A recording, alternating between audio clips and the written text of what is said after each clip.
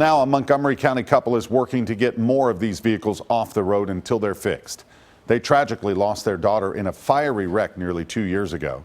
They shared their story with our consumer investigator, Jennifer Krause, who tells us how these parents are trying to get the law changed and the opposition they now face. Laura was a rock star.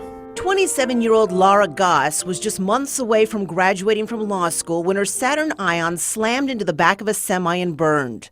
Troopers found no signs of braking or steering away from the truck, and the airbags never deployed. When you lose your ignition switch. All signs her father says that the ignition switch failed. In fact, just days before the accident that took his daughter's life, he says, he got a notice from General Motors about the massive ignition switch recall and his daughter's used car. And this is our chance to make Tennessee roads safer. Jerry and Jay Goss now hope state lawmakers will pass legislation that's been dubbed Laura's Law. What it would require is simple. If you're selling a recalled used car, you have to fix it before you can sell it. But getting the measure into law hasn't been as easy. It's been quite difficult. Goss says there's strong opposition from the auto industry, especially manufacturers, who say if they're forced to fix more vehicles with outstanding recalls, it would significantly increase their costs.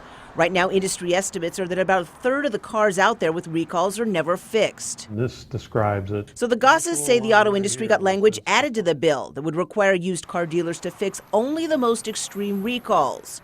And they added this. Instead of fixing a vehicle with a recall, a dealer could have a consumer sign a disclosure form, acknowledging that they were aware they were buying a vehicle with a recall.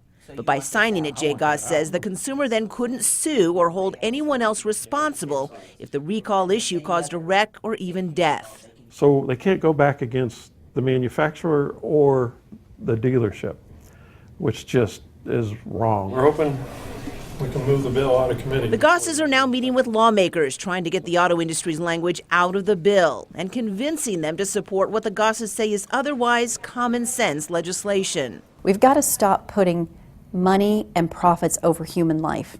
We have to. The Gosses realize what they're up against, but they're determined. They say they have to be.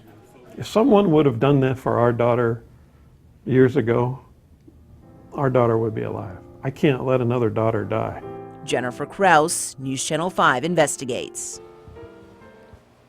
The Laura's Law bill goes before the Senate Transportation Committee Monday afternoon. The Gosses encourage everyone to contact their state lawmakers in the meantime and urge them to support a stronger version of that bill.